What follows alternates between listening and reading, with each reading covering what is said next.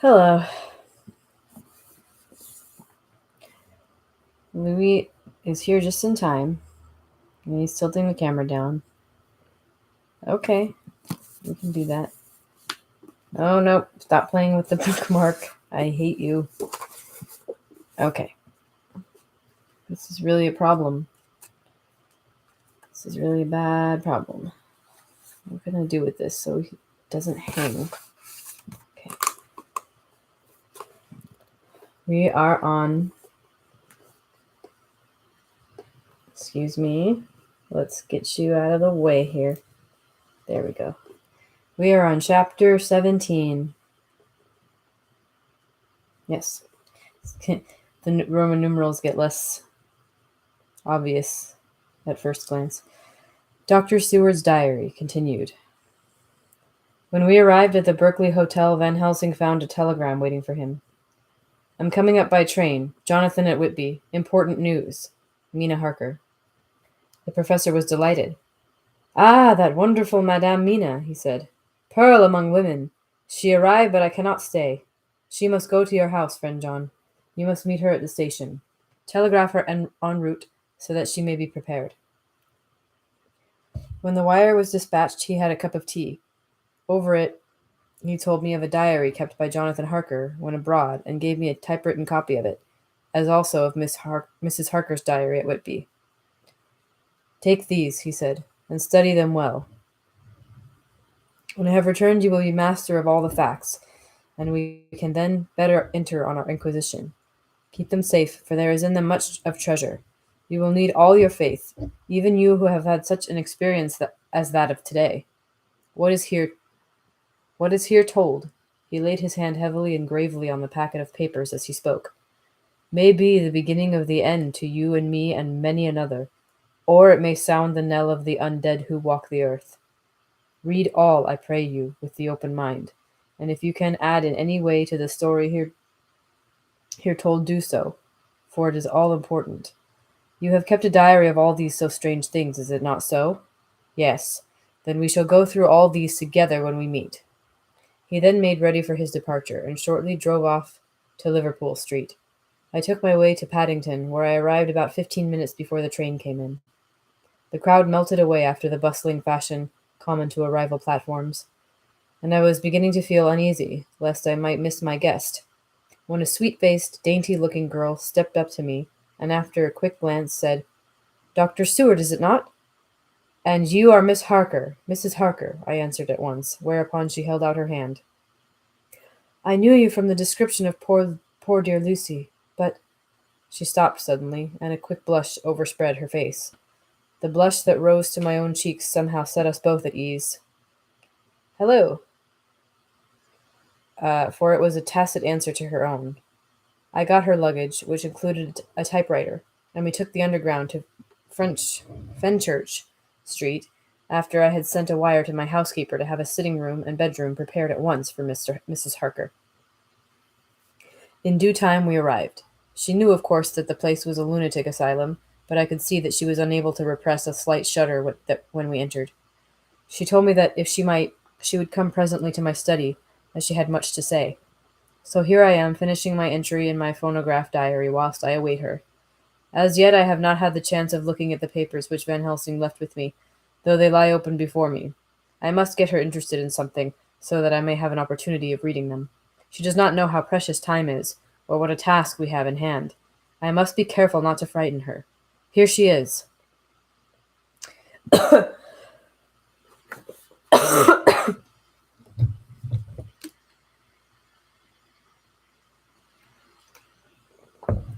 Mina Harker's Journal, September 29th. After I had tidied myself, I went down to Dr. Seward's study. At the door I paused a moment, for I thought I heard him talking with someone. As, however, he had pressed me to be quick, I knocked at the door, and on his calling out, Come in, I entered.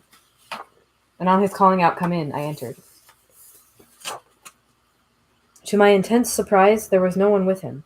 He was quite alone, and on the table opposite him was what I knew at once from the description to be a phonograph. I had never seen one, and was much interested.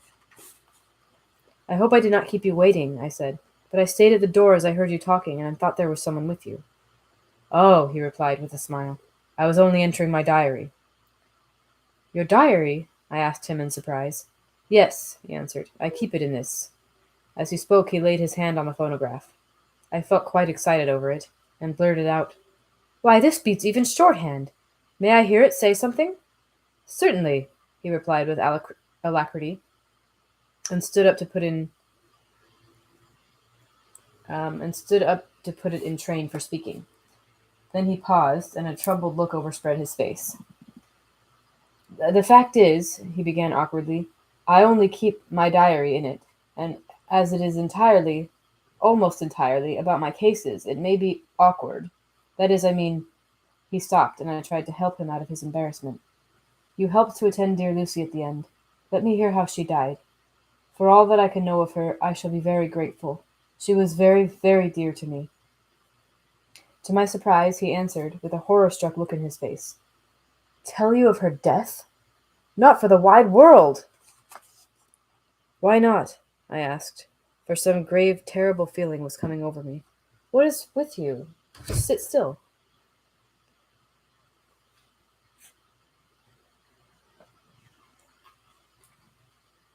Again he paused, and I could see that he was trying to invent an excuse.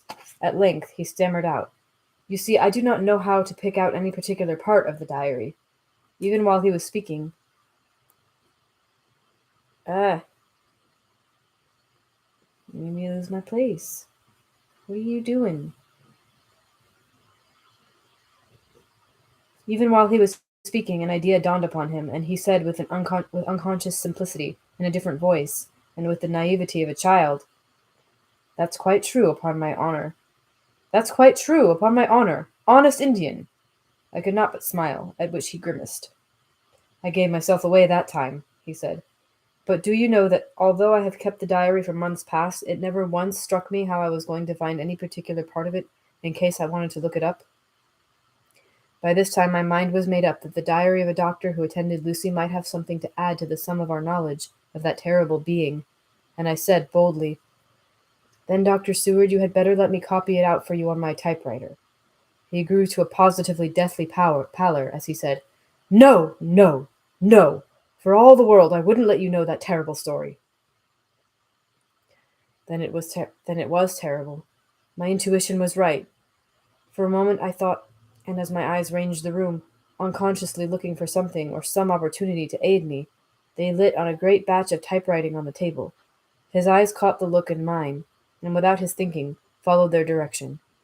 As they saw the parcel, he realized my meaning. You do not know me, I said. When you have read those papers, my own diary and my husband's also, which I have typed, you will know me better.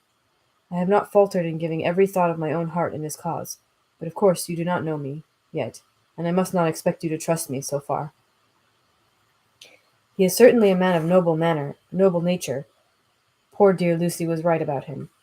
He stood up and opened a large drawer in which were arranged in order a number of hollow cylinders of metal covered with dark wax, and said, You are quite right. I did not trust you because I did not know you, but I know you now, and let me say that I should have known you long ago. I know that Lucy told you of me. She told me of you too.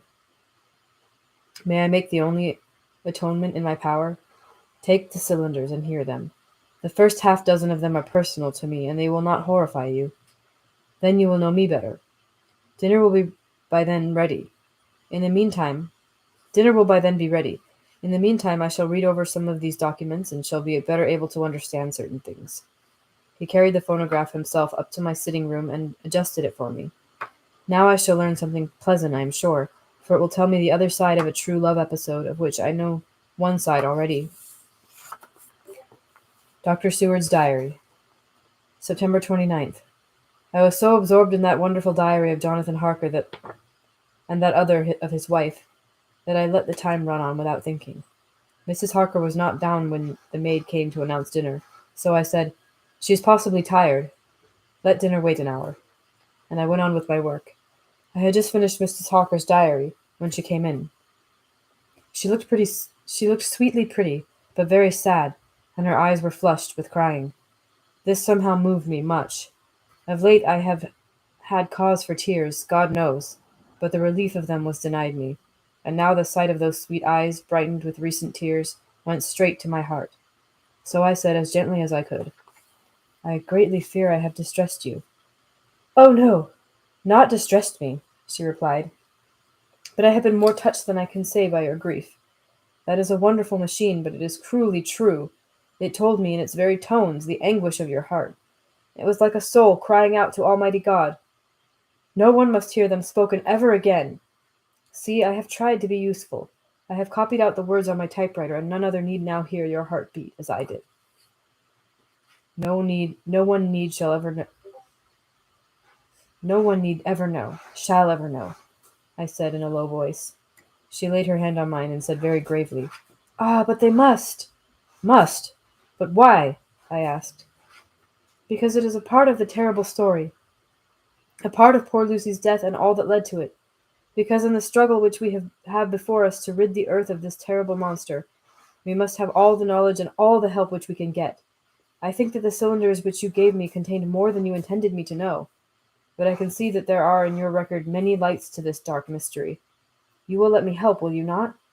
I know all up to a certain point, and I see already, though your diary only took me to September 7th, how poor Lucy was beset, and how her terrible doom was being wrought out.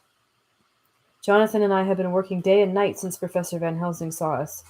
He has gone to Whitby to get more information, and he will be here tomorrow to help us.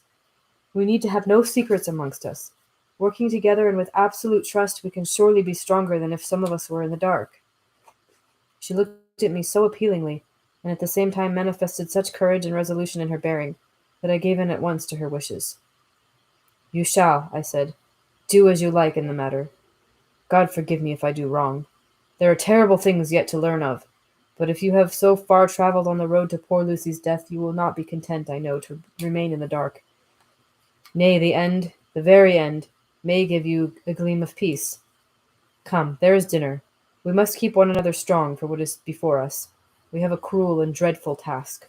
When you have eaten, you shall learn the rest, and I will answer any questions you ask. If there be anything which you do not understand, though it was apparent to us who were present."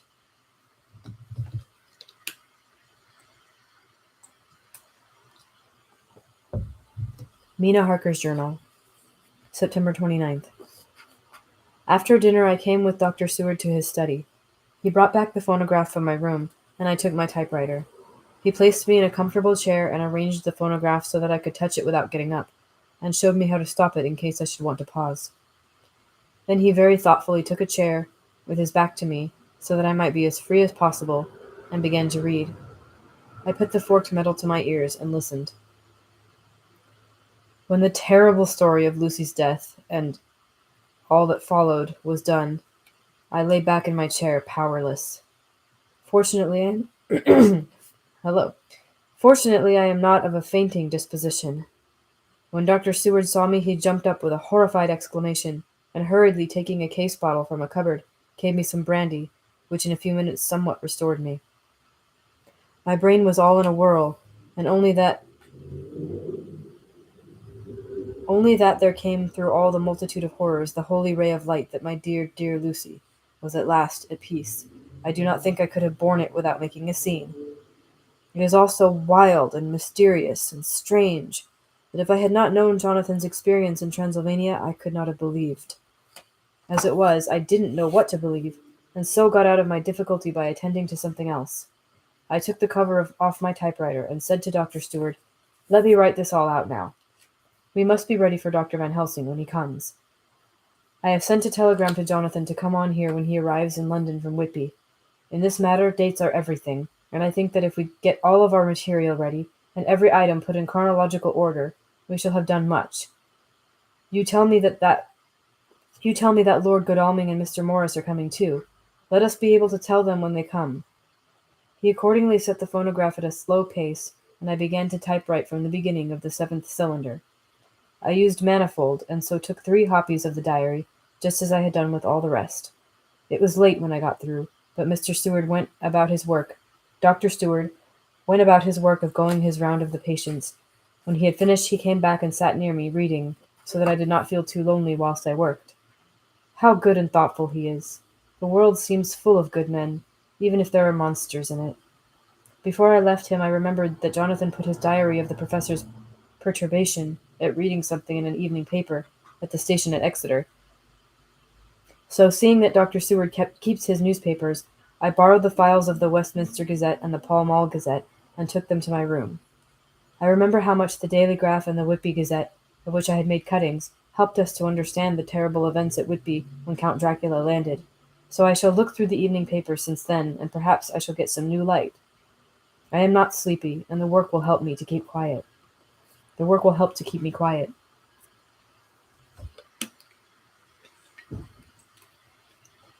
Oh, hey, yay, finally, you're here live. You only missed a couple pages. 1, 2, 3, 4, 6 pages. You're still toward the beginning of the chapter. We're on chapter 17, right? Yeah. Dr. Seward's diary, September 30th. Mr. Harker arrived at 9 o'clock. He got his wife's wire just before starting. He is uncommonly clever, if one can judge from his face, and full of energy. If his journal be true, and judging by one's own wonderful experiences it must be, he is also a man of great nerve. That going down to the vault— No! Leave the ribbon alone!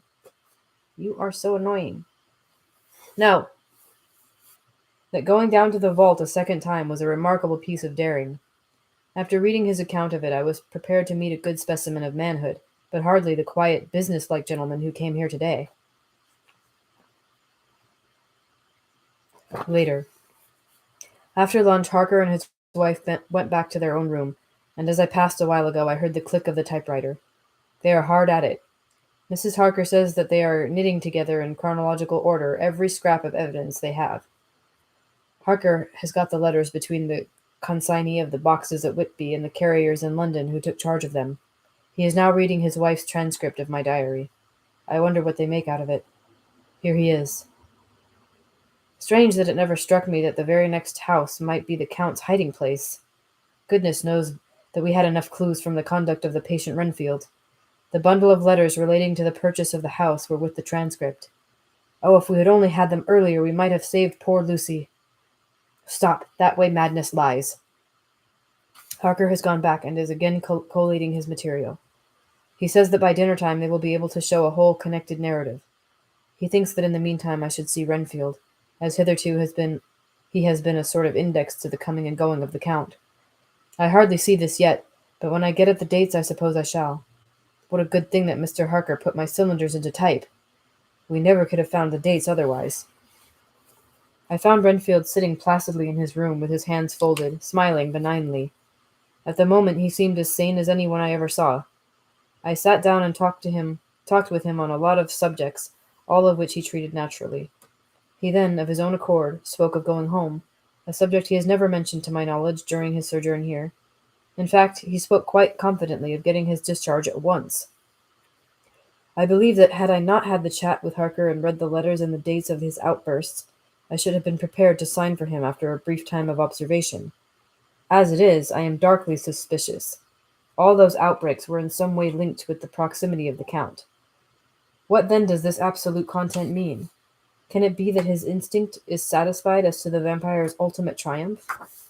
Stay, he is himself Zoophagous, and in his wild ravings outside the chapel door of the deserted house he always spoke of Master. This all seems confirmation of our idea. However, after a while I came away. My friend is just a little too sane at present to make it safe to probe him too deep with questions. There's the nightly motorcycle. However, he might begin to think, and then... So I came away. I mistrust these quiet moods of his, so I have given the attendant a hint to look closely after him, and to have a straight waistcoat ready in case of need.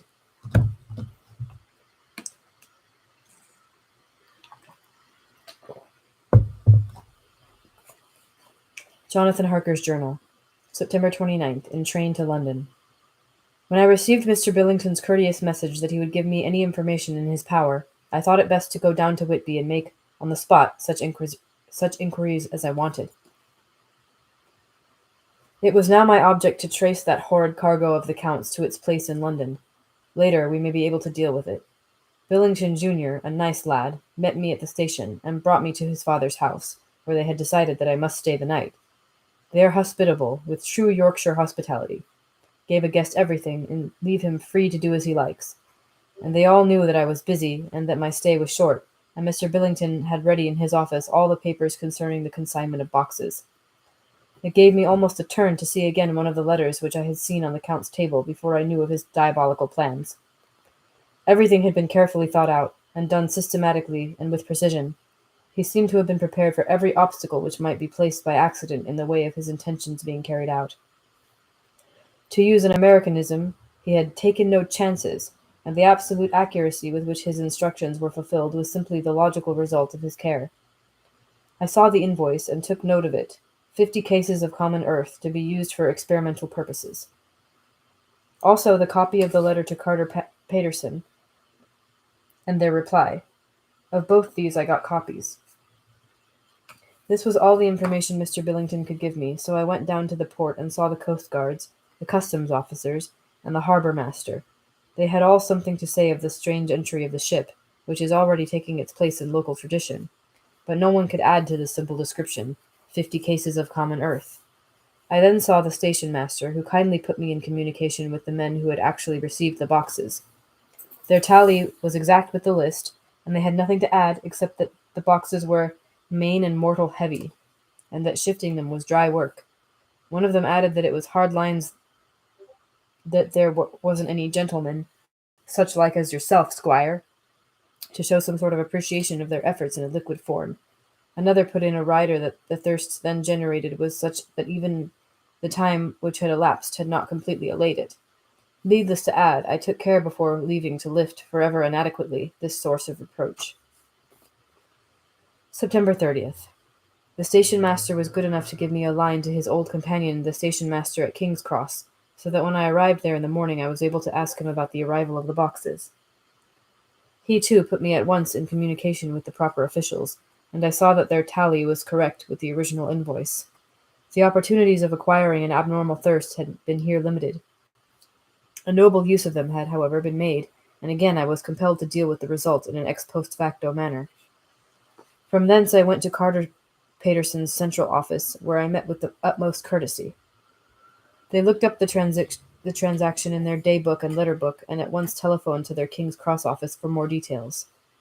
By good fortune, the men who did the teaming were waiting for work, and the official at once sent them over, sending also by one of them the way-bill and all the papers connected with the delivery of the boxes at Carfax. Here again I found the tally agreeing exactly.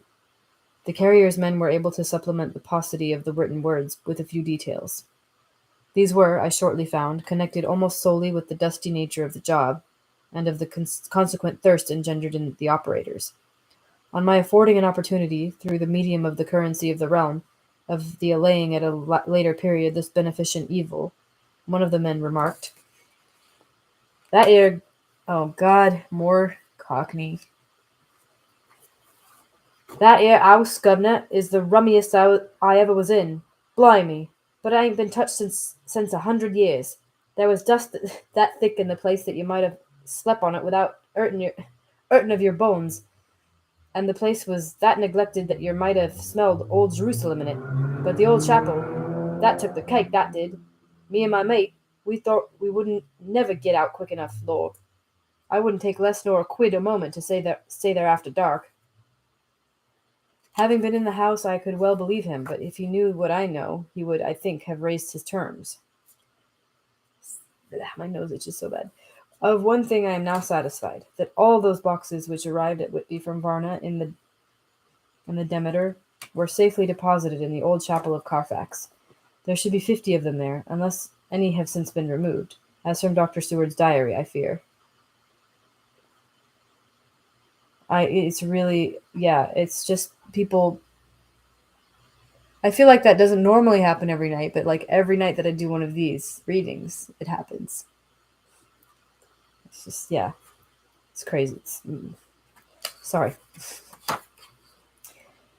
I shall try to see the carter who took away the boxes from Carfax when Renfield attacked them, By following up this clue, we may learn a good deal. Later, Mina and I have worked all day, and we have put all the papers into order. Mina Harker's Journal, September 30th. I am so glad that I hardly know how to contain myself. It is, I suppose, the reaction from the haunting fear which I have had, that this terrible affair and the reopening of his old wound might act detrimentally on Jonathan. I saw him leave for Whitby with as brave as a face as I could, but I was sick with apprehension. The effort has, however, done him good. He was never so resolute, never so strong, never so full of volcanic energy as at present. It is just as that dear, good Professor Van Helsing said. It is just as that dear, good Professor Van Helsing said. He is true grit, and he improves under strain that would kill a weaker nature. He came back full of life and hope and determination. We have got everything in order for tonight. I feel myself quite wild with excitement. I suppose one ought to pity anything so hunted as is the Count. That is just it. This thing is not human, not even beast. To read Dr. Seward's account of poor Lucy's death, and what followed, is enough to dry up the springs of pity in one's heart. Later. Lord Godalming and Mr. Morris arrived earlier than we expected. Dr. Seward was out on business and had taken Jonathan with him, so I had to see them. It was to me a painful meeting, for it brought back all poor dear Lucy's hopes of only a few months ago. Of course they had heard Lucy speak of me, and it seemed that Dr. Van Helsing too had been quite blowing my trumpet, as Mr. Morris expressed it. Poor fellows, neither of them was aware that I know all about the proposals they made to Lucy.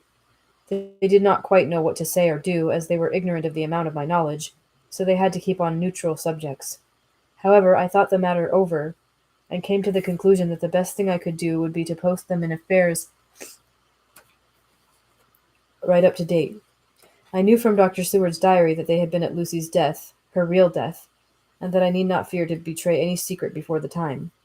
So I told them, as well as I could, that I had read all the papers and diaries, and that my husband and I, having typewritten them, had just finished putting them in order. I gave them each a copy to read in the library. When Lord Godalming got his and turned it over, "It does make a pretty good pile," he said. "Did you write all this, Mrs. Harker?" I nodded, and he went on. "I don't quite see the drift of it, but you people are all so good and kind, and have been working so earnestly and so energetically that all I can do is to accept your ideas blindfold and try to help you. I have had one lesson already in accepting facts that should make a man humble to the last hour of his life. Besides, I know you loved my poor Lucy." Here he turned away and covered his face with his hands.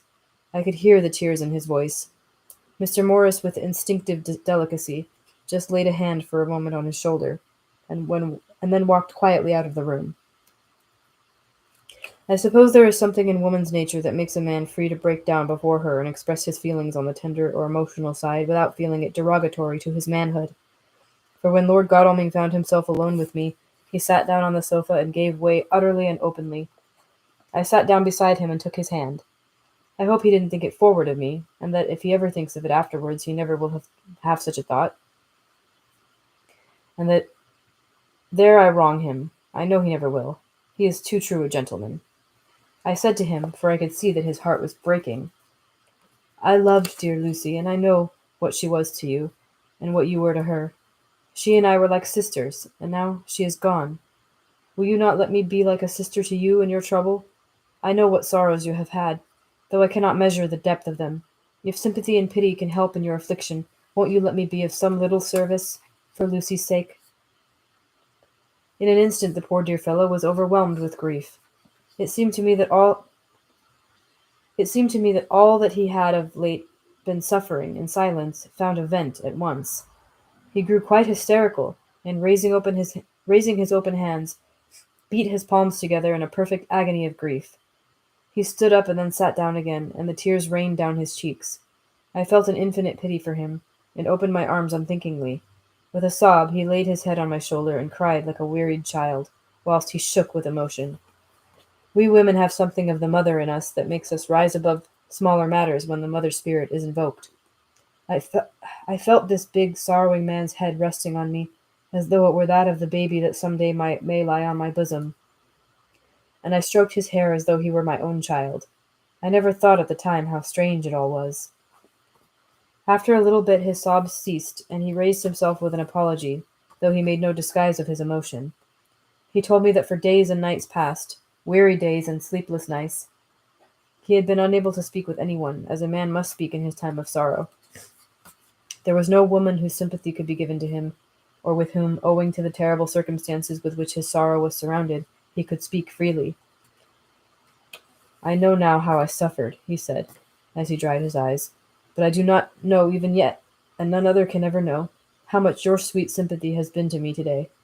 I shall know better in time, and believe me that, though I am not ungrateful now, my gratitude will grow with my understanding.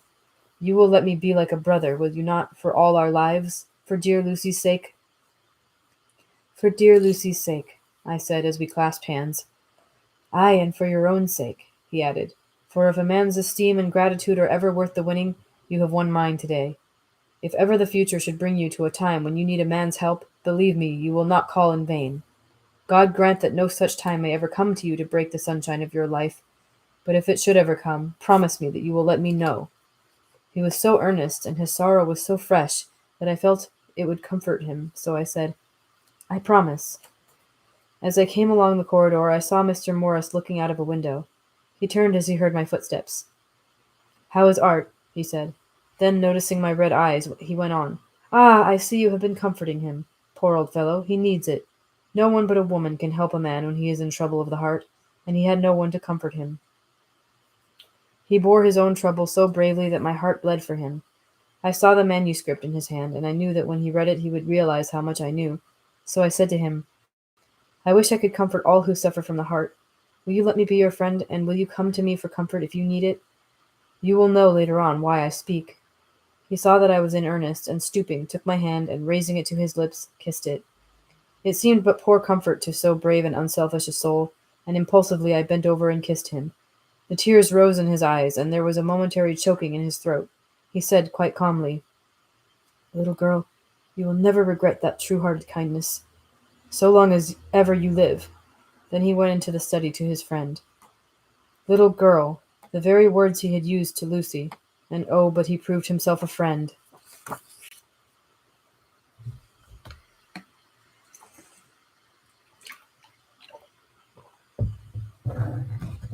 I have played Magic the Gathering in the past. Um,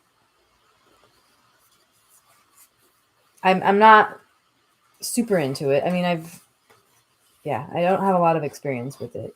Um,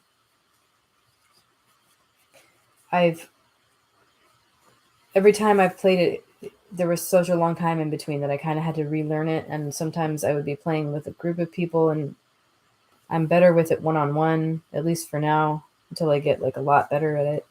Because with a group, I found it very overwhelming. Even when I had a grasp of how to play, playing with more than one person at a time was like a lot. Um, I did get really into, what's that one called? The new one. It's like Magic the Gathering, but it's not. It's simpler, and I think it's just a one-on-one game. Yeah, it's just a one-on-one. I can't think of what it's called. It's been so long. Haven't played it since the pandemic. But it's another little card game. It's really, really cool. It, what's on the tip of my tongue? Keyforge. That's it. I was like, there's little things. What are they? They're keys. Keyforge. Yeah. If you haven't tried Keyforge, I recommend it. But yeah, maybe one day. I also got overwhelmed with the prospect of like, oh, I have to go start a whole collection of all of these different cards, and you get it like sucks your life away. It seems like I'll play it casually if people are playing it and I'm in the mood. That's about it. Anyway, gonna start the next chapter. Chapter 18. Dr. Seward's Diary, September 30th. I got home at 5 o'clock and found that Godalming and Morris had not only arrived, but had already studied the transcript of the various diaries and letters which Harker and his wonderful wife had made and arranged. Harker had not yet returned from his visit to the carrier's men, of whom Dr. Hennessy had written to me. Mrs. Harker gave us a cup of tea, and I can honestly say that for the first time since I have lived in it, this house seemed like a home. When we had finished, Mrs. Harker said, "Dr. Seward, may I ask a favor? I want to see your patient, Mr. Renfield. Do let me see him. What you have said of him in your diary interests me so much." She looked so appealing and so pretty that I could not refuse her, and there was no possible reason why I should, so I took her with me. When I went into the room, I told the man that a lady would like to see him, to which he simply answered, "Why?" "She is going through the house and wants to see everyone in it," I answered. "Oh, very well," he said. "Let her come in, by all means, but just wait a minute till I tidy up the place." His method of tidying was peculiar. He simply swallowed all the flies and spiders in the boxes before I could stop him. It was quite evident that he feared, or was jealous of, some interference. When he had got through his disgusting task, he said cheerfully, "Let the lady come in," and sat down on the edge of his bed with his head down, but with his eyelids raised so that he could see her as she entered. For a moment I thought that he might have some homicidal intent. I remembered how quiet he had been just before he attacked me in my own study, and I took care to stand where I could seize him at once if he attempted to make a spring at her. She came into the room with an easy gracefulness which would at once command the respect of any lunatic, for easiness is one of the qualities mad people most respect. She walked over to him, smiling pleasantly, and held out her hand. "Good evening, Mr. Renfield," said she. "You see, I know you, for Dr. Seward has told me of you." He made no immediate reply, but eyed her all over intently, with a set frown on his face. This look gave way to one of wonder, which merged in doubt. Then, to my intense astonishment, he said, "You're not the girl the doctor wanted to marry, are you? You can't be, you know, for she's dead." Mrs. Harker smiled sweetly as she replied, "Oh, no! I have a husband of my own, to whom I was married before I ever saw Dr. Seward, or he me. I am Mrs. Harker." "Then what are you doing here?" "My husband and I are staying on a visit with Dr. Seward." "Then don't stay." "But why not?" I thought that this style of conversation might not be pleasant to Mrs. Harker, any more than it was to me, so I joined in. "How did you know I wanted to marry anyone?" His reply was simply contemptuous, given in a pause in which he turned his eyes from Mrs. Harker to me, instantly turning them back again. "What an asinine question!" "I don't see that at all, Mr. Renfield," said Mrs. Harker, at once championing me. He replied to her with as much courtesy and respect as he had shown contempt to me. "You will of course understand, Mrs. Harker, that when a man is loved and honored as our host is, everything regarding him is of interest in our little community. Dr. Seward is loved not only by his household and his friends, but even by his patients, who, being some of them hardly in mental equilibrium, are apt to distort causes and effects. Since I myself have been an inmate of a lunatic asylum, I cannot but notice that the sophistic tendencies of some of its inmates lean towards the errors of non causae and ignoratio elenchi. I positively opened my eyes at this new development. There was my own pet lunatic, the most pronounced of his type that I had ever met with, talking elemental philosophy, and with the manner of a polished gentleman. I wonder if it was Mrs. Harker's presence which had touched some chord in his memory. If this new phase was spontaneous, or in any way due to her unconscious influence, she must have some rare gift or power. We continued to talk for some time, and seeing that he was seemingly quite reasonable, she ventured, looking at me questioningly as she began, to lead him to his favorite topic. I was again astonished, for he addressed himself to the question with the impartiality of the completest sanity. He even took himself as an example when he mentioned certain things. "Why, I myself am an instance of a man who had a strange belief. Indeed, it was no wonder that my friends were alarmed, and insisted on my being put under control. I used to fancy that life was a positive and perpetual entity, and that by consuming a multitude of live things, no matter how low in the scale of creation, one might indefinitely prolong life. At times I held the belief so strongly that I actually tried to take human life. The doctor here will bear me out that on one occasion I tried to kill him for the purpose of strengthening my vital powers by the assimilation with my own body of his life through the medium of his blood, relying of course upon the scriptural phrase, "For the blood is the life," though indeed the vendor of a certain nostrum has vulgarized the truism to the very point of contempt. Isn't that true, doctor?" I nodded assent, for I was so amazed that I hardly knew what I ought to think or say. It was hard to imagine that I had seen him eat up his spiders and flies not 5 minutes before. Looking at my watch, I saw that I should go to the station to meet Van Helsing, so I told Mrs. Harker that it was time to leave. She came at once, after saying pleasantly to Mr. Renfield, "Good-bye, and I hope I may see you often, under auspices pleasanter to yourself," to which, to my astonishment, he replied, "Good-bye, my dear, and I pray God may never see your sweet face again. I pray God I may never see your sweet face again. May he bless and keep you." When I went to the station to meet Van Helsing, I left the boys behind me. Poor Art seemed more cheerful than he has been since Lucy first took ill, and Quincy is more like his own bright self than he has been for many a long day. Van Helsing stepped from the carriage with the eager nimbleness of a boy. He saw me at once, and rushed up to me, saying, "Ah, friend John, how goes it all? Well? So, I have been busy, for I come here to stay if need be. All affairs are settled with me, and I have much to tell. Madam Mina is with you? Yes? And so her fine husband? And Arthur and my friend Quincy, they are with you too? Good." As I drove to the house, I told him of what had passed, and of how my own diary had come to be of some use through Mrs. Harker's suggestion, at which the professor interrupted me. "Ah, that wonderful Madam Mina. She has a man's brain, a brain that a man should have were he much gifted, and a woman's heart. The good God fashioned her for a purpose, believe me, when he made that so good combination. Friend John, up to now fortune has made that woman of help to us. After tonight she must not have to do with this so terrible affair. It is not good that she run a risk so great. We men are determined, nay, are we not pledged, to destroy this monster, but it is no part for a woman.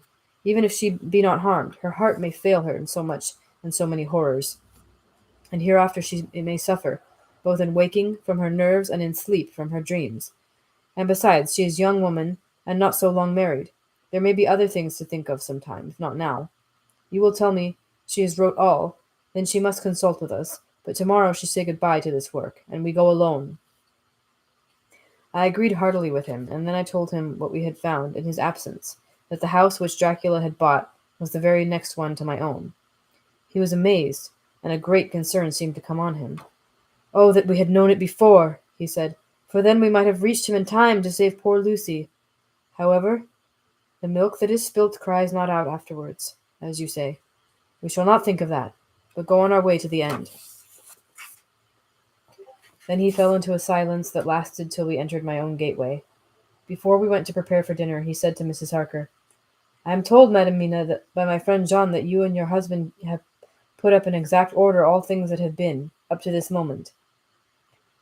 "Not up to this moment, Professor," she said impulsively, "but up to this morning." "But why not up to now? We have seen hitherto how good light all the little things have made. We have told our secrets, and yet no one who has told is the worse for it. No one who has told is the worse for it." Mrs. Harker began to blush, and taking a paper from her pockets, she said, "Dr. Van Helsing, will you read this and tell me if it must go in? It is my record of today. I too have seen the need of putting down at present everything, however trivial, but there is little in this except what is personal. Must it go in?" The professor read it over gravely and handed it back, saying, "It need not go in if you do not wish it, but pray that it may. It can but make your husband love you the more, and all us, your friends, more honor you, as well as more esteem and love." She took it back with another blush and a bright smile. "And so now, up to this very hour, all the records we have are complete and in order. The professor took away one copy to study after dinner, and before our meeting, which is fixed for 9 o'clock. The rest of us have already read everything, so when we meet in the study we shall all be informed as to facts, and can arrange our plan of battle with this terrible and mysterious enemy."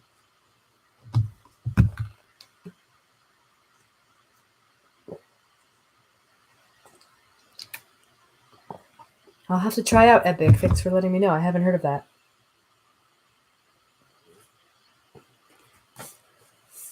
Mina Harker's Journal, September 30th. When we met in Dr. Seward's study 2 hours after dinner, which had been at 6 o'clock, we unconsciously formed a sort of board or committee. Professor Van Helsing took the head of the table, to which Dr. Seward motioned him as he came into the room. He made me sit next to him on his right, and asked me to act as his secretary.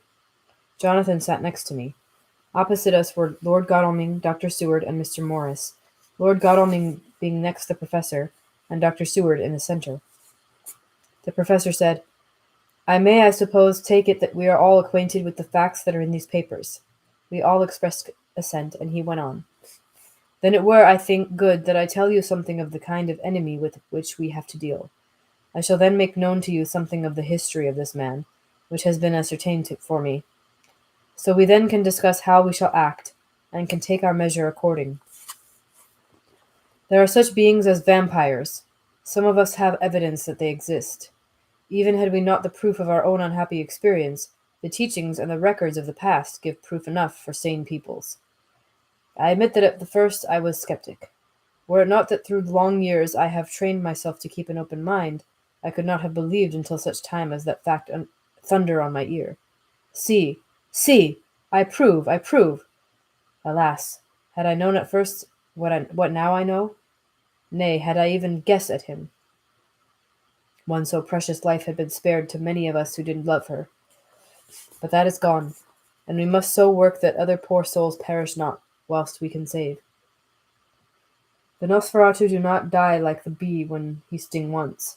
He is only stronger, and being stronger, have yet more power to work evil. This vampire which is amongst us is of himself so strong in person as 20 men. He is of cunning more than mortal, for his cunning be the growth of ages. He hath still the aids of necromancy, which is, as his etymology imply, the divination by the dead, and all the dead that he can come nigh to are for him at command. He is brute, and more than brute, he is devil and callous, and the heart of him is naught. He can, within limitations, appear at will when and where, and in any of the forms that are to him. He can, within his range, direct the elements, the storm, the fog, the thunder. He can command all the meaner things, the rat and the owl and the bat, the moth and the fox and the wolf. He can grow and become small, and he can at times vanish and become unknown. How then are we to begin our strife to destroy him? How shall we find his where, and having found it, how can we destroy? My friends, this is much. It is a terrible task that we undertake, and there may be consequence to make the brave shudder. For if we fail in this, our fight he must surely win. And then where end we? Life is nothings. I heed him not. But to fail here is not mere life or death. It is that we become as him, that we henceforward become foul things of the night like him, without heart or conscience, preying on the bodies and the souls of those we love best. To us forever are the gates of heaven shut, for who shall open them to us again? We go on for all time abhorred by all, a blot on the face of God's sunshine, an arrow in the side of him who died for man. But we are face to face with duty, and in such case must we shrink? For me, I say no, but then I am old, and life, with his sunshine, his fair places, his song of birds, his music, and his love, lie far behind. You others are young. Some have seen sorrow, but there are fair days yet in store. What say you? Whilst he was speaking, Jonathan had taken my hand. I feared, oh so much, that the appalling nature of our danger was overcoming him, when I saw his hand stretch out. But it was life to me to feel its touch, so strong, so self-reliant, so resolute. A brave man's hand can speak for itself. It does not even need a woman's love to hear its music. When the professor had done speaking, my husband looked in my eyes, and I in his. There was no need for speaking between us. "I answer for Mina and myself," he said. "Count me in, Professor," said Mr. Quincy Morris, laconically as usual. "I am with you," said Lord Godalming, "for Lucy's sake, if for no other reason." Dr. Seward simply nodded. The professor stood up, and after laying his golden crucifix on the table, held out his hand on either side. I took his right hand, and Lord Godalming his left. Jonathan held my right with his left, and stretched across to Mr. Morris. So as we all took hands, our solemn compact was made. I felt my heart icy cold, but it did not even occur to me to draw back. We resumed our places, and Dr. Van Helsing went on with a sort of cheerfulness which showed that the serious work had begun. It was to be taken as gravely and in as business-like a way as any other transaction of life. Well, you know that we have to contend against, but we too, you know what we have to contend against, but we too are not without strength. We have on our side power of combination, a power denied to the vampire kind. We have resources of science. We are free to act and think, and the hours of the day and the night are ours equally. In fact, so far as our powers extend, they are unfettered, and we are free to use them. We have self devotion in a cause, and an end to achieve which is not a selfish one. These things are much. Now let us see how far the general powers arrayed against us are restrict, and how the individual cannot. In fine, let us consider the limitations of the vampires in general, and of this one in particular. All we have to go upon are traditions and superstitions. These do not at the first appear much, when the matter is one of life and death, nay, of more than either life or death. Yet must we be satisfied, in the first place, because we have to be. No other means is at our control, and secondly, because after all, these things, tradition and superstition, are everything. Does not the belief in vampires rest for others, though not, alas, for us, on them? A year ago, which of us would have received such a possibility in the midst of our scientific, skeptical, matter-of-fact 19th century? We even scouted a belief that we saw justified under our very eyes.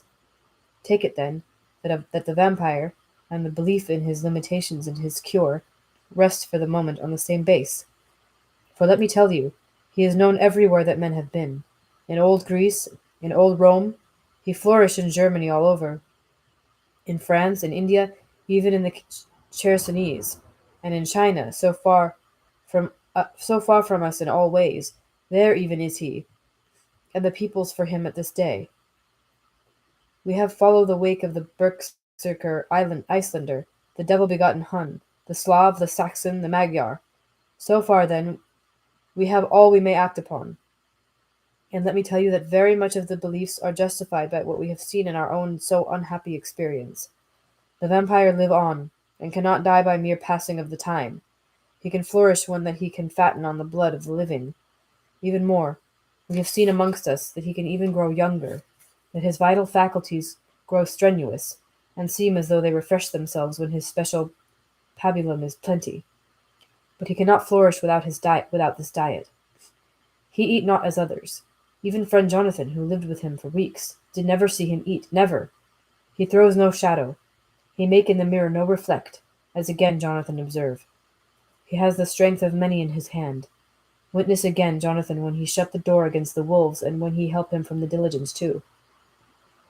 He can transform himself to wolf, as we gather from the ship arrival in Whitby, when he tear open the dog.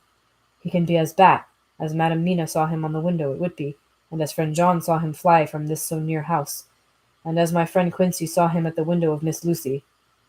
He can come in mist which he create. That noble ship's captain proved him of this, but from what we know, the distance he can make this mist is limited, and it can only be round himself.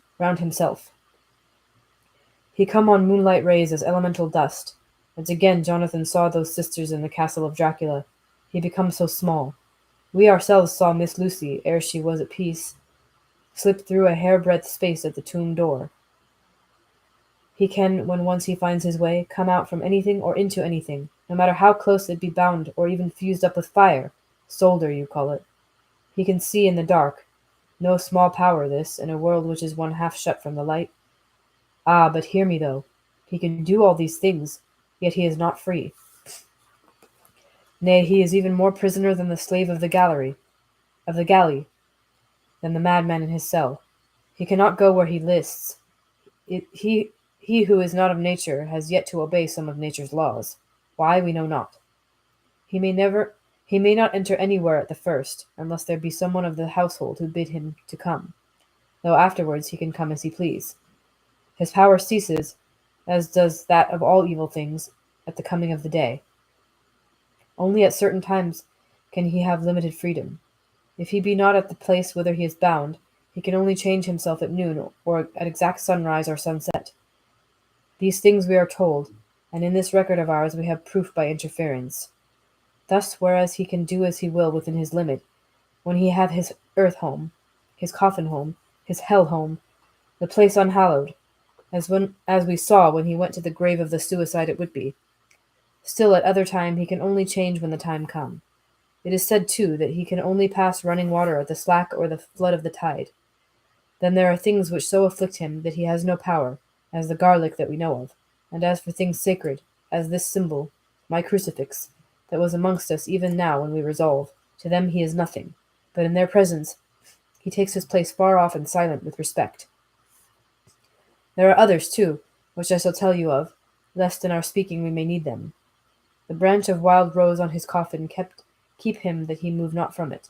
A sacred bullet fired into the coffin kill him so that he be true dead. And as for the stake through him, we know already of its peace, or the cut off head that giveth rest. We have seen it with our eyes. Thus, when we find the habitation of this man that was, we can confine him to his coffin and destroy him, if we obey what we know. But he is clever.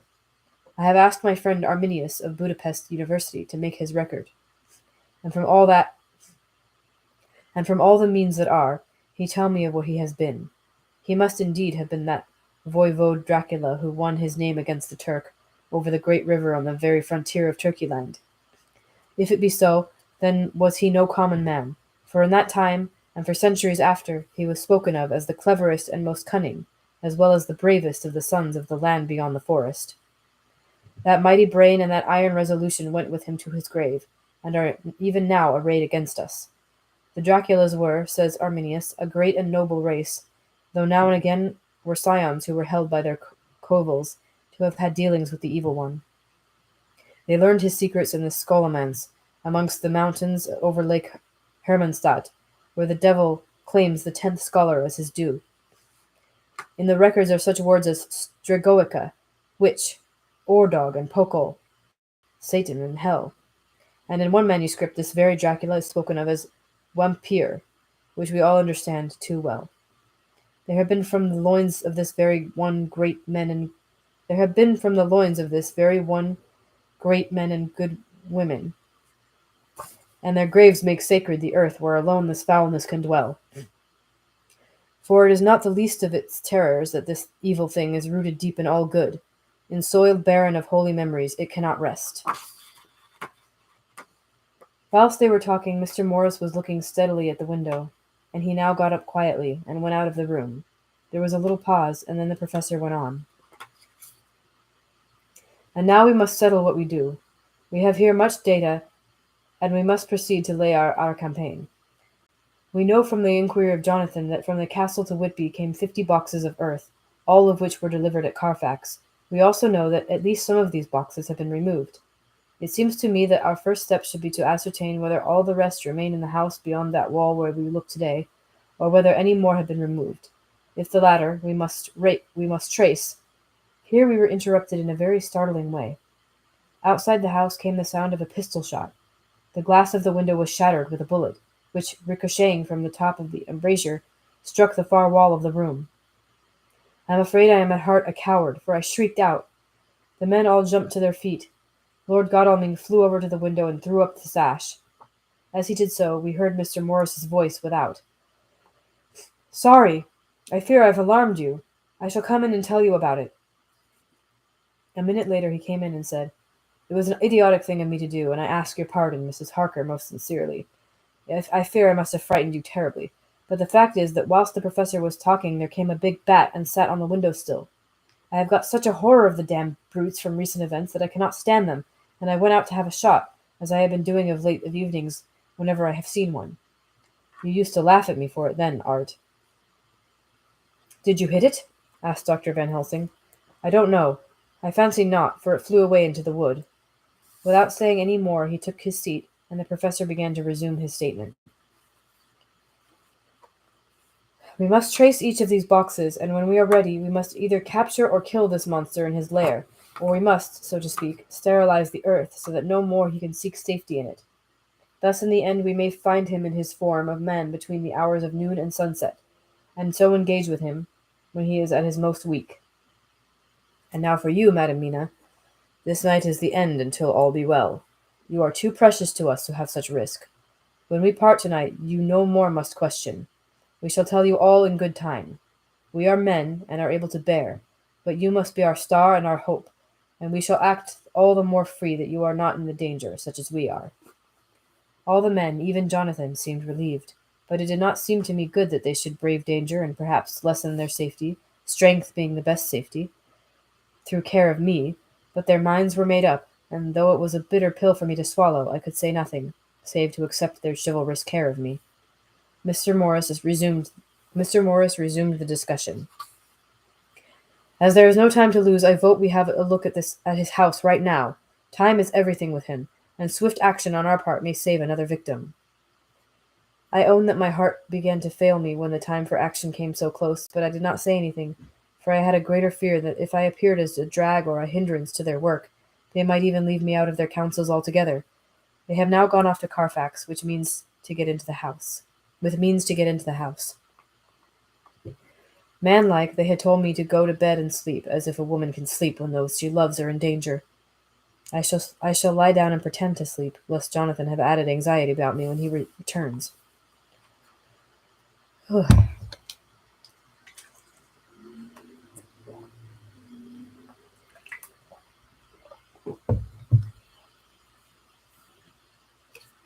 Dr. Seward's Diary. October 1st, 4 a.m. Just as we were about to leave the house, an urgent message was brought to me from Renfield to know if I would see him at once, as he had something of the utmost importance to say to me. I told the messenger to say that I would attend to his wishes in the morning. I was busy just at the moment. The attendant added, He seems very importunate, sir. I have never seen him so eager. I don't know about what. If you don't see him soon, he will have one of his violent fits. I knew the man would not have said this without some cause, so I said, All right, I'll go now. And I asked the others to wait a few minutes for me, as I had to go and see my patient. Take me with you, friend John, said the professor. His case in your diary interested me much, and it had bearing, too, now and again on our case. I should much like to see him, and especially when his mind is disturbed. May I come also? Asked Lord Godalming. Me too? Said Quincey Morris. I nodded, and we all went down the passage together. We found him in a state of considerable excitement, but far more rational in his speech and manner than I had ever seen him. There was an unusual understanding of himself, which was unlike anything I had ever met with in a lunatic, and he took it for granted that his reasons would prevail with others entirely sane. We all four went into the room, but none of the others at first said anything. His request was that I would at once release him from the asylum and send him home. This he backed up with arguments regarding his complete recovery and adduced his own existing sanity. I appeal to your friends, he said. They will, perhaps, not mind sitting in judgment on my case. By the way, you have not introduced me. I was so much astonished that the oddness of introducing a madman in an asylum did not strike me at the moment, and besides, there was a certain dignity in the man's manner, so much of the habit of equality, that I at once made the introduction. Lord Godalming, Professor Van Helsing, Mr. Quincey Morris of Texas, and Mr. Renfield. Oh, he's from Texas, okay. I forgot. He shook hands with each of them, saying in turn, Lord Godalming, I had the honor of seconding your father at Wyndham. I grieve to know, by your holding the title, that he is no more. He was a man loved and honored by all who knew him, and in his youth was, I have heard, the inventor of a burnt rum punch, much patronized on the Derby night. Mr. Morris, you should be proud of your great state. Its reception into the Union was a precedent which may have far-reaching effects hereafter, when the pole and the tropics may hold allegiance to the stars and stripes. The power of treaty may yet prove a vast engine of enlargement, when the Monroe Doctrine takes its true place as a political fable. What shall any man say of his pleasure at meeting Van Helsing? Sir, I make no apology for dropping all forms of conventional prefix. When an individual has revolutionized therapeutics by his discovery of the continuous evolution of brain matter, conventional forms are unfitting, since they would seem to limit him to one of a class. You, gentlemen, who by nationality, by heredity, or by the possession of natural gifts, are fitted to hold your respective places in the moving world, I take to witness that I am as sane as at least the majority of men who are in full possession of their liberties. And I am sure that you, Dr. Seward, humanitarian and medico-jurist as well as scientist, will deem it a moral duty to deal with me as one to be considered as under exceptional circumstances." He made his last appeal with a courtly air of conviction which was not without its own charm. I think we were all staggered. For my own part, I was under the conviction, despite my knowledge of the man's character and history, that his reason had been restored, and I felt under a strong impulse to tell him that I was satisfied as to his sanity, and would see about the necessary formalities for his release in the morning. I thought it better to wait, however, before making so grave a statement, for of old I knew the sudden changes to which this particular patient was liable.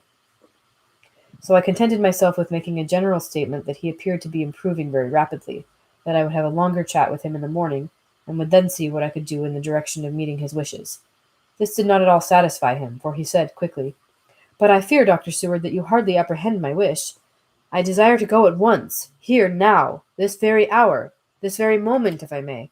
Time presses, and in our implied agreement with the old scytheman, it is of the essence of the contract. I am sure it is only necessary to put before so admirable a practitioner as Dr. Seward so simple, yet so momentous a wish, to ensure its fulfilment." He looked at me keenly, and seeing the negative in my face, turned to the others and scrutinized them closely. Not meeting any sufficient response, he went on. "Is it possible that I have erred in my supposition?"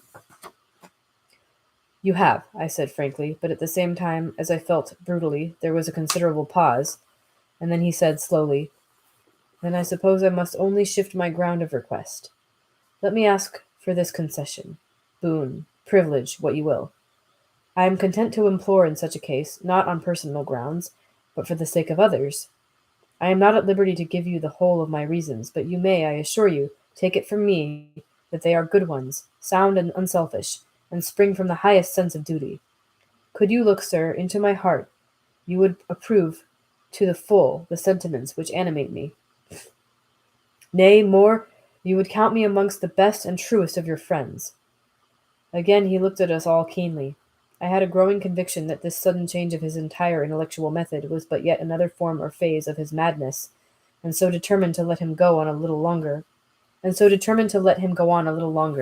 knowing from experience that he would, like all lunatics, give himself away in the end. Van Helsing was gazing at him with a look of utmost intensity, his bushy eyebrows almost meeting with the fixed concentration of his look.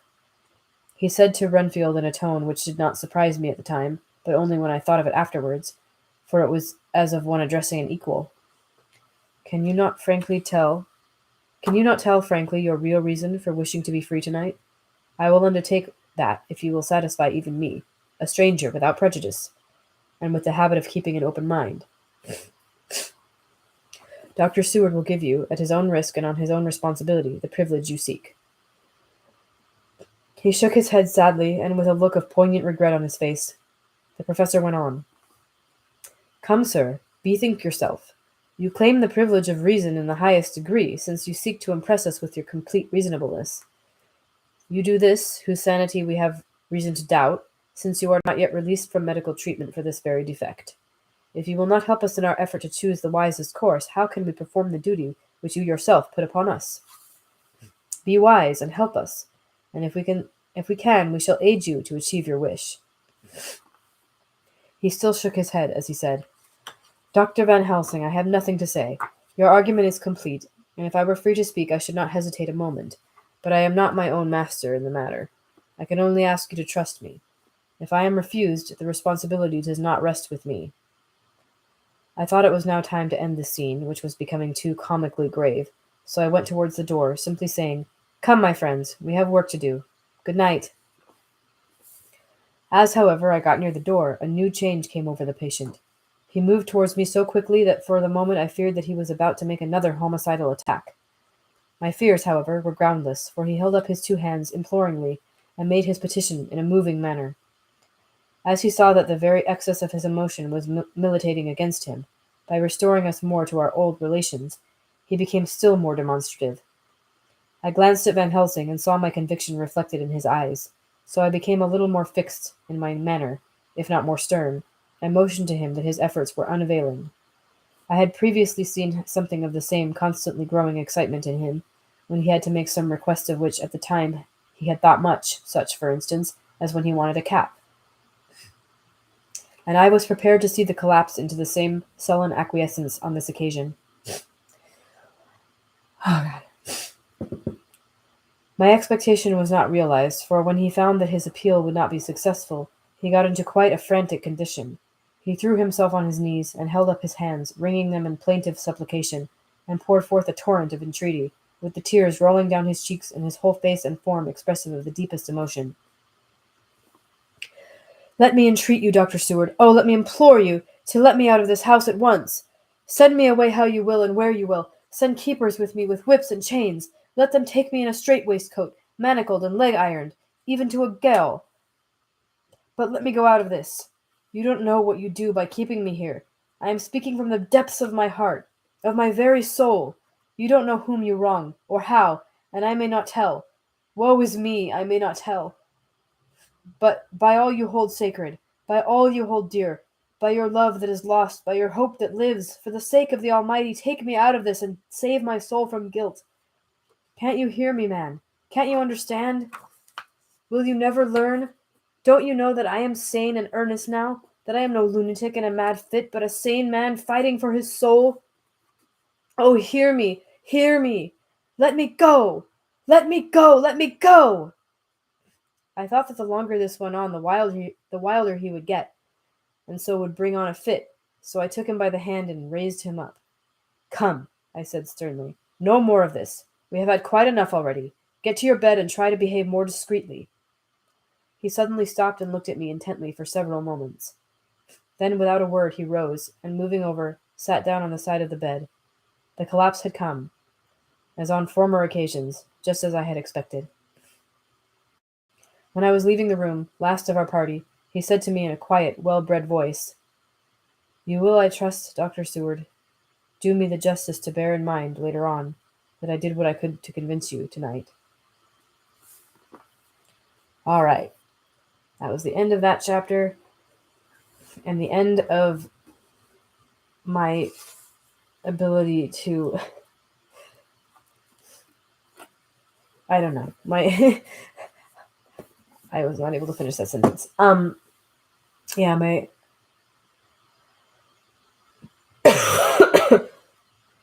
I was getting like congestion problems again, and I was like fighting to try to finish that.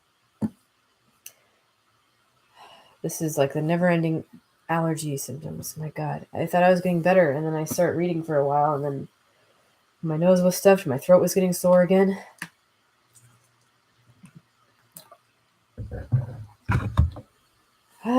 Well, I'll try to read some more tomorrow during the day.